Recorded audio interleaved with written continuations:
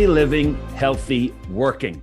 We all know it when we see it, and many of us would like to think that we are living and working in a healthy manner, yet the inconvenient truth is that many people probably don't. Is it lack of willpower? Is it lack of motivation? Is it lack of education? Is it all of the above? Well, let's find out. My special guests today are well placed to help us understand the various aspects of healthy living and healthy working in much more detail. Paula Ruane and Will Polston, thanks for joining us today. Folks, this is A Bit of Business on behalf of LearMedia.tv and the British and Irish Trading Alliance. Welcome to the show. My name is John FitzGerald. By way of introduction, BITA member Paula Ruane is a trained specialist who works with groundbreaking technology to relieve stress levels. She has been helping organizations and individuals strengthen their resilience and improve performance in a personal and professional capacity for over 15 years. Her unique research-backed approach to reduce stress is designed to help her clients improve their mental and emotional health. Will Polston is a certified coach, an NLP master practitioner, and a TEDx speaker. He helps people live purposeful, inspired, and energized lives. If you're looking for an airy, fairy, fluffy approach, then Will's not the coach for you. If you're looking for a tried and trusted, science-based, strategic coaching system that really gets results, then he is certainly your man. His regular Make It Happen podcast is a hugely popular feature on social media and always worth a listen. Will is also a BITA ex-board member, an active member of the BITA community. So, Paula, Will, our topic today is healthy living and healthy working. And our audience is generally made up of well-educated, sensible, smart women and men working hard in a business or on their business. Why is it that so many people in business today feel either overstressed or overworked with a work-life balance that is way out of kilter? Let me start with you on that, Paula. Well, it's great to be here, first of all. I think all of the above that you mentioned at the beginning, people don't have enough time. They don't realize that they're in this state of high anxiety. And I would say it all comes down really to the internet and the way we use the tools on the internet. So what I would say to those is to maybe just examine their day and how they're going to move forward with that, because we're all impacted, 74% of the UK population. Well, your thoughts? Yeah, I think that for a lot of people, they find themselves, like you say, in a situation where work-life balance goes out of sorts because they're so focused on a particular area. And I know it's a bit cliche, but sometimes we need to take one step back to take two steps forward, and just doing what we did that gets us to where we are now isn't necessarily what's going to get us to where we're going.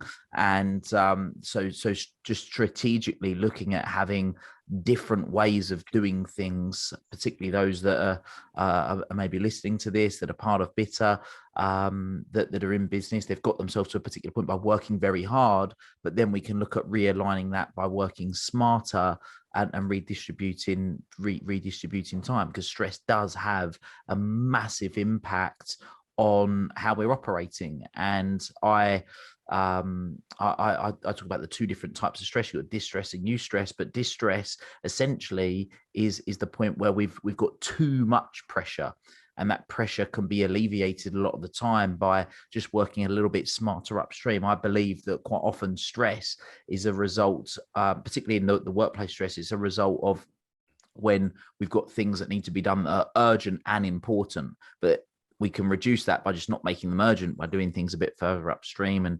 redistributing how we're using our time in the workplace, which then obviously impacts health thereafter. I know, Will, you talk a lot about how people can gain clarity around their purpose professionally and personally. So I want to come back to that in a second. But before I do, I was just looking at the the news recently, and I saw a very interesting article in the Financial Times, and there was a couple of news reports, and one was related to Monzo Bank, which is one of the challenger banks. They have 2,200 employees or so, and they've now introduced something which is quite innovative, I think, that every 4 years that you work at the bank, you can take a sabbatical, and it's a 3-month sabbatical. So you can recharge, spend time with your family, work on something that you're doing on a personal level. And that is in addition to allowing people to take off 1 month unpaid leave every year. Similarly, you have a company called Yo Telecom that's introducing a 4-day work week, essentially 32 hours. And the building services group, Arup, are introducing a 7-day work week to allow people to spread their normal 5 days of work over 7 days so that they can flex time during the day for personal reasons as they see fit.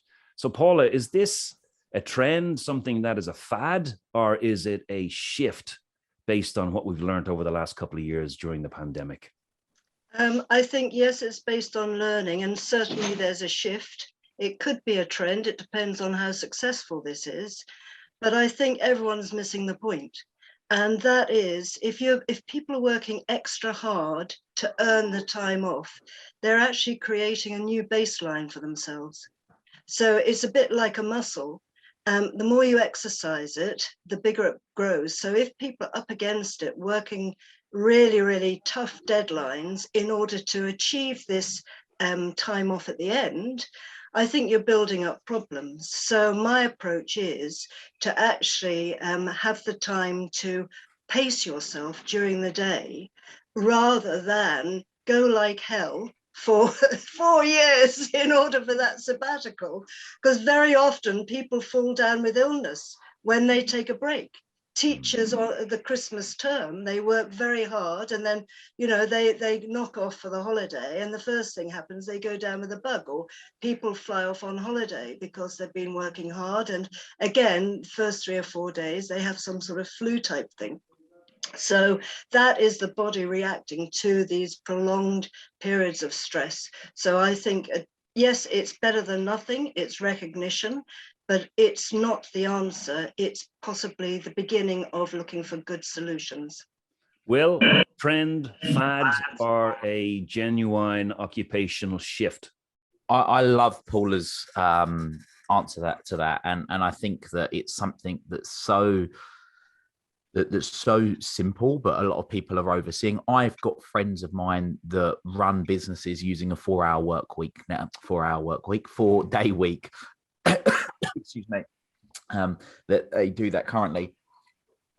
But what they actually did was they didn't make it a 32-hour week. They kept a 40-hour week, but those hours got made up in the working week. So they actually start at 8 and finish at 6, which for a lot of businesses and for a lot of employees is a traditional working day anyway. They're starting about 8, they're finishing at 6. So they've just made that the norm, and then they don't work Fridays. So it's still a 40-hour working week. My personal view, though, is take things like burnout. I have an opinion on it, which some people may not agree with, but I don't agree that people burn out because they work too hard. I think that people burn out because they spend too much time doing the stuff that isn't of value to them. So when we're living to other people's values, other people's expectations, other people's priorities, we constantly require external motivation. And you'll understand if you're living to your values or someone else's, because if you're living to someone else's, you'll be using language like I have to, I need to, I ought to, I should. Whereas if you're living your values and the things that are most important and your highest priorities, you'll be using language that I love to, I choose to, I desire to, and you'll be an inspiration. So motivation is external, inspiration comes from within. Now, if we take the word inspiration, in spirit, what's another word for spirit? Energy. You're in energy. It's like a torus field. It comes from within and builds out. So if people are focusing on their on things that are really high value to them, and they're not conforming to social idealism, social conditioning, and they're really honing in on the stuff that they love, then people can work whatever hours they want, and they will find themselves feeling energized and doing what they ultimately want to be doing. Now, that said, it does come down to doing what they want to be doing, which isn't just all work related, is doing the things they love to be doing outside of work as well, whether it's things in their relationship, things in terms of their health, like exercise, physical health. I mean, but yeah, that's my thoughts on it. No, it makes great sense. And Paula, I guess we're sort of moving now towards the ability to have that clarity and figure out what your actual purpose is. So the people that you work with on a regular basis, how successful are these people in identifying their true purpose and then actually living their true purpose? So they're using the sorts of language that Will is talking about there. Yeah, I mean, I'm behind you 100%, Will. And I focus on heart intelligence as opposed to the logic. So that's where these words like love, desire, and so on come in. So the first of all, a lot of people do identify that they're unhappy. However, quite a few can't work out how they can change things. And maybe they're tied in with golden handcuffs to a job or something like this. So it's about working out with them, teaching them to become much more heart-centered so they make the appropriate decisions in the moment for their situation. And when they do that, again, as Will said, they stop saying they should. This head-heart conflict goes. And once that goes, then everything, you're in the jet stream, no matter what you're doing. Well, so talk to us about how you help folks find that clarity and ultimately their purpose. Yeah, so I like to try and boil things down into the most simple way that I can. And my sort of formula for happiness, if you like, is happiness is equal to or greater than your expectations. So if your expectations are met, you're happy. If they're not met, you're unhappy. And that goes in any area of life. So one of the ways that we can identify what's going on for people is how congruent are they? And what I mean by congruent is, are their actions and intentions aligned? If you drive a car and the alignment's out on your wheels, the steering wheel shakes, the tires wear out quicker, the car's not as fuel efficient, and it's exactly the same with us. If we're not aligned with what we want, and what we like the life that we want to be living day to day, the more out of sorts that is, then the bigger challenge that we have. I believe that nobody has depression. People have feelings of depression. You know, if you had that sweater on there, John, and I said, right, give me your sweater, you could give me that sweater if we were sat opposite each other, not on Zoom. But if you had depression, I said, well, give me your depression. You can't, right? So it's a feeling of depression that we have. So what, and typically what people have is, when they're experiencing extreme feelings of depression, is that their current reality, how they perceive things, is so far away from how they would like things to be, and they typically can't see a way to close that gap. So that, or they find it very, very difficult to be able to close that gap. So that's where that comes. So it comes back down to getting clear on what you actually want, and then creating a trajectory in order to be able to make that a reality, which sometimes you can't see the whole picture when you're in the frame. So having the benefit of a coach or a mentor or someone that has an understanding of not only where you want to get to, but where you are, enables those blind spots to be able to have a light shone on them. And that helps people move forward. So in its simplest form, this is the framework that I personally use, is get absolute clarity on where you are, absolute clarity on where you want to get to create that trajectory, and then take intelligent action. For me, intelligent action is action that's aligned with your values and your goals, and then be held accountable to being able to make that a reality. That external perspective or sounding board is also hugely important and relevant, Will. And this brings me on to what I would call digital wellness, and especially in the context of the adults watching, and even more especially in the context of their adolescent children, because many people worry about the culture of always being on, so to speak, when it comes to work, which is not healthy at all. On the phone, on email, on Zoom, weekdays, weekends, etc., especially when working remotely. So the line between work and home has been hugely blurred in the last couple of years because of the pandemic. So interestingly, however, many adults are more concerned about their kids always being online via gaming or social media, etc., conveniently perhaps ignoring the example that they're giving the children themselves because they're always on when it comes to work. So how did we get to this point, Paula? Are you concerned, and what can we do about it? I'm really concerned, very concerned. I'm the terrible mother who pulled out the plug to the television when my children were quite young, and actually had a full refund from the licensing authorities because I complained it was so much rubbish. So I do see it. So yes, we are in this situation because it's our stress response. And because we're so engaged by our senses, sight, sound, touch, and so on, you know, it's immediately demanding. It's immediately captivating. And parents show this example to their children. I am very concerned about it. And so a lot of the training I do is about disengaging from the social platforms. So you actually have time to reflect and respond rather than react and regret, which is what people do today. They react in the moment and then they regret what they have said or done because they didn't have that foresight. So part of it is about just being more sensible about being online. Obviously, you can't give someone a few tips in 2 minutes, but it's about tuning in to their inner innate knowledge and listening to that instead of the frenetic activity outside.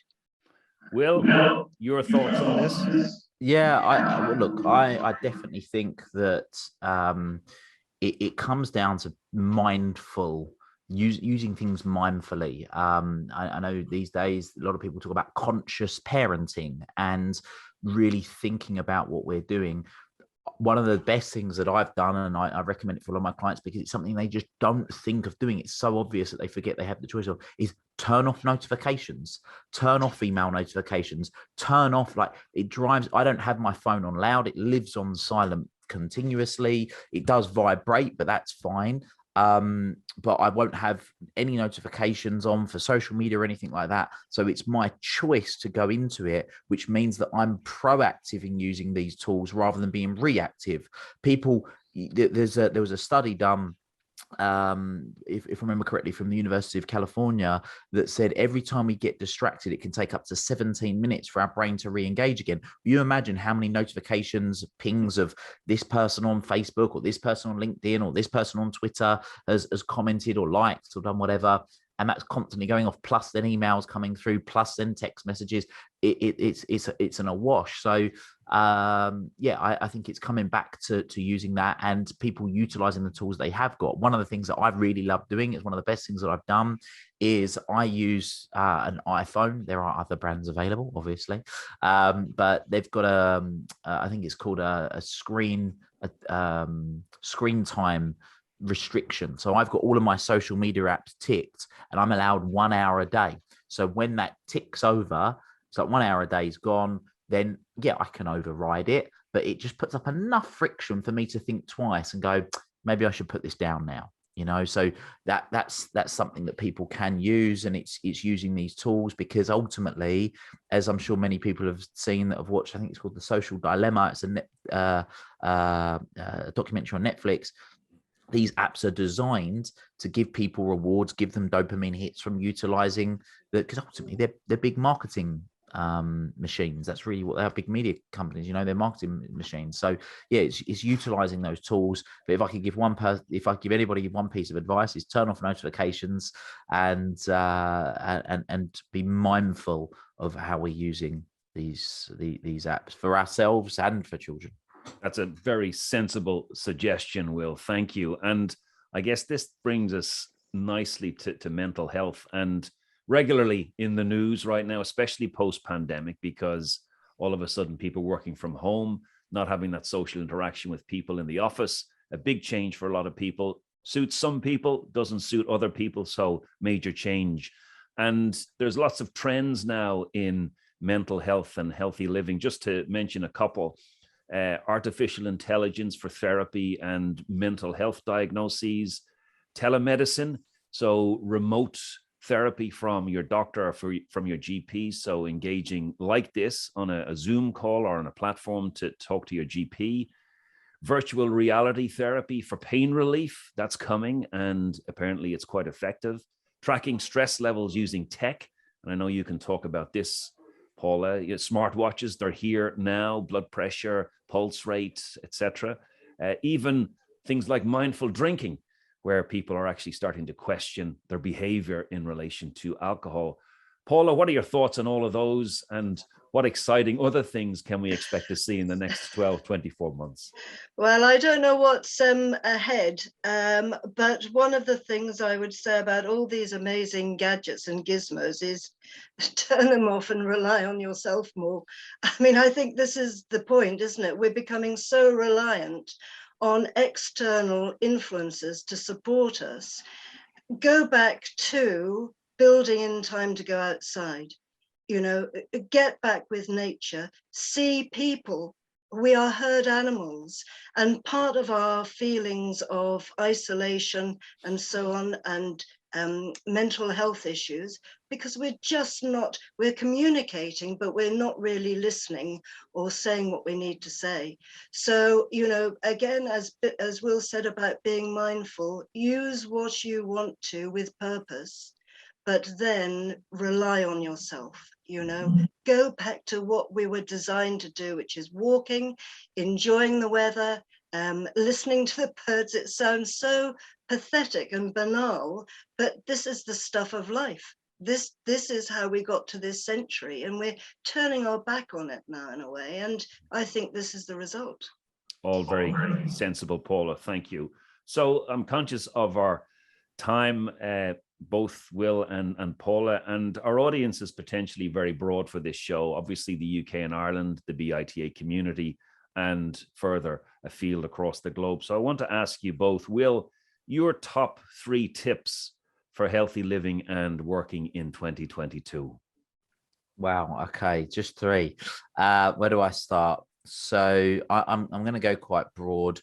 I'm going to say, make sure you're focused on the fundamentals. So for me, the fundamentals are eating what I would call clean diet. So it's not lots of processed food. I'm not one to say that someone should be dairy free or paleo or vegan. It's just identify what you feel is right for you, and ensure that you're getting sort of a good 80% of that type of good quality food and nutrition in the appropriate quantities that's relevant for you. I actually struggled for a long time because I underate, and that had a big impact. Second of all, would be move. So whatever that movement looks like Paula said, get outside, get in the fresh air.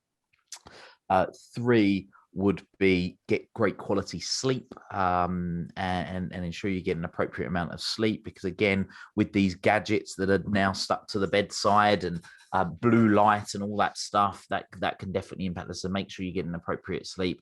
And then finally, something that is so, in my opinion, A, misunderstood, and B, underrated, is the power of just meditation and using meditation. I say meditation, it doesn't have to be sat there sort of legs crossed and sort of fingers in a particular position, but using something to give yourself some focus time. So that might be, for some people, going out for a run. Some people that is listening to a guided meditation. Some people that's doing breathing exercises. So that stick to the fundamentals. Now that's 4 things, but sticking to the fundamentals would be 1.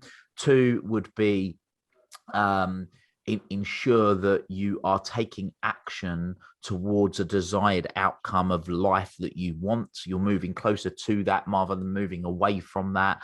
That will help a lot of what I call the RIF symptoms, the stress, the overwhelm, the frustration, the depression, anxiety, all those negative emotions that nobody wants. And thirdly, I would say, what would be my 3rd thing? I think that's good. Will. Yeah, I was going to say I'm struggling. There's quite a lot there, but yeah, the other thing, if I was really going to pick one, would be time allocation. So, like we said before, allocating time appropriately to key things. So yeah, it'd be my 3 things. Excellent, Paula. Same question to you. Your top 3 tips for healthy living and working? Okay, so this is a bit technical, but the thing we all have to focus on more is bringing in the bit of our nervous system, which is the parasympathetic, which is the bit that's triggered to make us feel good, to help us relax so that we can feed, breed, and so on. So to do that, to feel good, you have to focus on feeling good. So have a photograph or picture or image of somewhere you can see a lot that always makes you feel good. So by your computer or on the wall in front of you, looking out of your window. Secondly, drink more water. So all of the things that Will said, obviously the fundamentals like walking, getting outside. When you're walking properly, you're breathing better, which is key. So water, supporting the parasympathetic and the vagus nerve, it's called. And then the last thing is to switch off all blue things, screens at nighttime. And so buy a wind-up battery clock. Don't use your phone. Don't have it under your pillow. That will help your sleep and improve your mental focus and clarity. Very good. Thank you so much. So that's it for this week, ladies and gentlemen. So please do get in touch with Paula and Will if you want to chat. They're both very approachable and very good at what they do. Connect with Paula at paularuane.com. Connect with Will at willpolston.com. It could not be any simpler, ladies and gentlemen. Paula, Will, many thanks for joining me today. And I know anyone who's listening to this broadcast will appreciate your insights. Ladies and gentlemen, this has been A Bit of Business. Thanks for watching. All the best for now. Bye.